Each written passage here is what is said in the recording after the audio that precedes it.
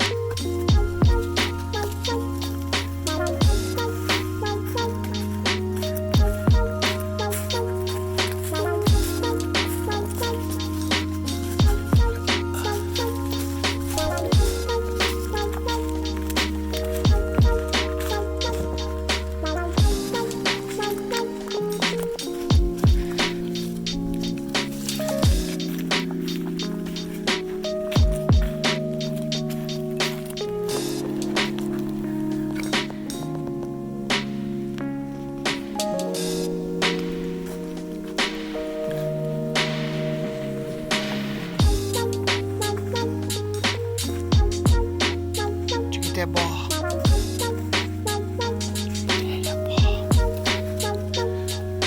It loves this ball.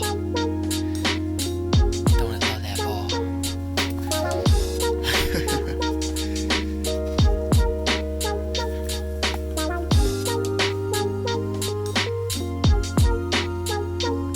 Get that ball. Bring that ball.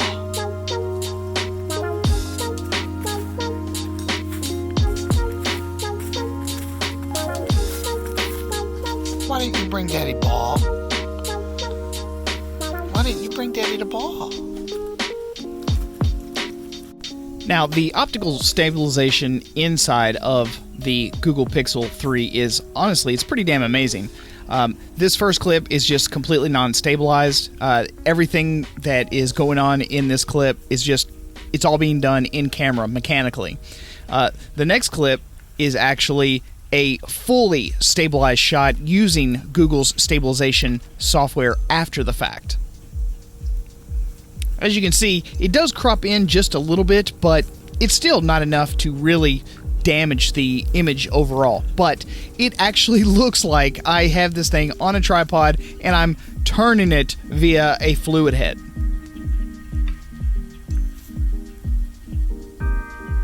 Pretty damn impressive by anyone's standards.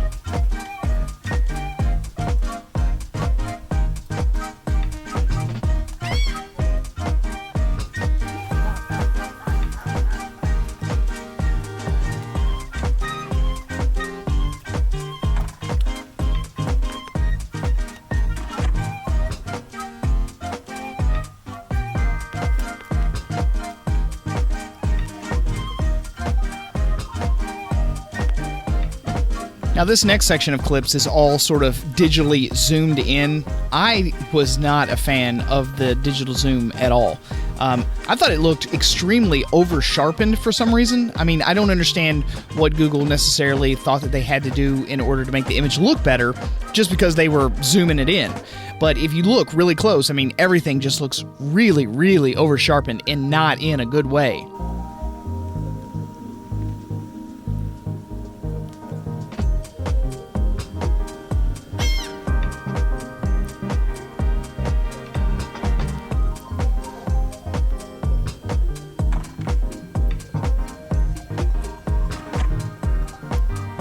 Now, to be completely fair to Google, I'm not going to blame them a whole lot for doing this kind of over-sharpening. Once you upload most of this media, and they know that you're going to upload it onto some sort of social media website, whether that be Twitter, Google, Instagram, Facebook, YouTube, it doesn't matter.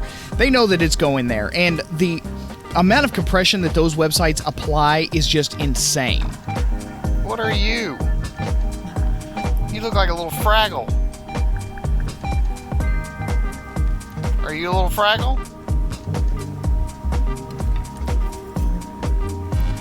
And just a quick note, I did not use any sort of aftermarket camera app with the Google Pixel 3 XL. I used the standard built-in camera app.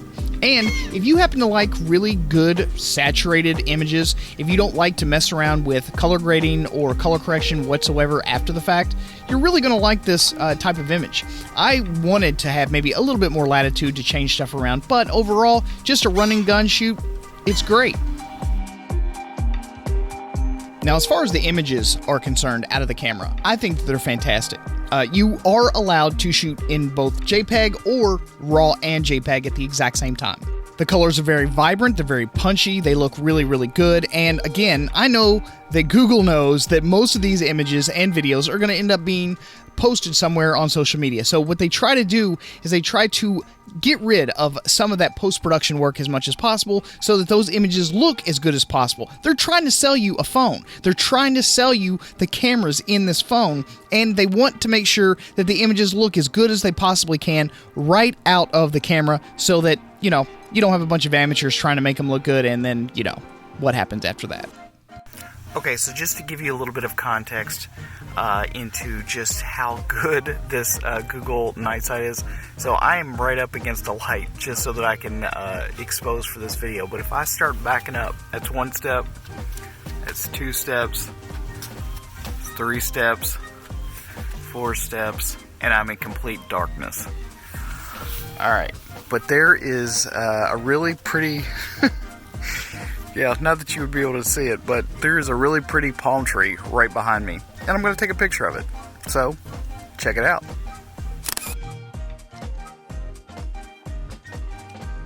So yeah, if there was ever any doubt before that computational photography is not only the wave of the future, but it is closer than all of you all think. You can keep hating on me if you want, but it's happening. And while it is coming, it's still not perfect yet. And with a lot more advancements in sensor tech with multiple stacks of different exposure values, you can achieve much better results than you could without this technology. So while it's not perfect now, it's going to get there eventually. But, I mean, any good photographer knows that you're not going to take photographs in just completely trash lighting. I mean, you want to be able to, and there are definitely cameras out there that have enabled and spoiled a lot of photographers having those extremely high ISO settings, being able to take those photographs with little to no noise whatsoever, and, you know, it is an amazing technology. But for those of you that, you know, like to light your scenes appropriately, this camera is going to be absolutely fantastic for you. As an all-around travel pocket camera, it does a lot of things extremely well. It takes great photographs, it takes great video, and it also does a lot of stuff that, you know, you didn't necessarily expect it to. And those kind of things are going to be especially beneficial for people that don't know anything about photography. They just want to take a shot and they want the best possible result that they can get. Well, they're going to get it with the Google Pixel. While I wouldn't necessarily call this serious photography, they do include a few fun things in the phone, so you can kind of do some AR stuff, put some of your favorite iconic Marvel characters in particular scenes, and then, I mean, they will move around and do certain things. You can always snap a shot at any point and create that perfect moment. As far as the computerized depth of field thing kind of goes with these, I mean, it's pretty much just like any of the rest of them. I mean, they're good, but not great. As you can tell here on the tip of my hat, you know, it does get a little bit confused and it looks like it's a little bit of meh. But I think overall, you're going to get decent results, especially if the only place you ever plan to share these photographs is on social media. So, along with the Google Pixel 3 XL and one of my favorite mobile editing apps of all time, Snapseed, you really do have quite the powerhouse on your hands. You're able to do just about anything that you want to do. The pictures come out fantastic. I absolutely love this combination. And if I was in the market for an all-around, do-almost-anything camera that didn't require interchangeable lenses, the Google Pixel 3 is probably on the top of my list, especially if you're already in the Android ecosystem. But even if you're not, and you just want a really great, reliable, big-screened camera phone, this should definitely be something worth looking at, especially with them dropping the price for the holidays, like $300. Alright, boys and girls, there's my evaluation of the Google Pixel 3 XL. I hope you guys enjoyed the video. If you did, don't forget to give it a thumbs up. Also, subscribe to the channel if you happen to enjoy my video, and I will see you guys again on the next one. Peace out.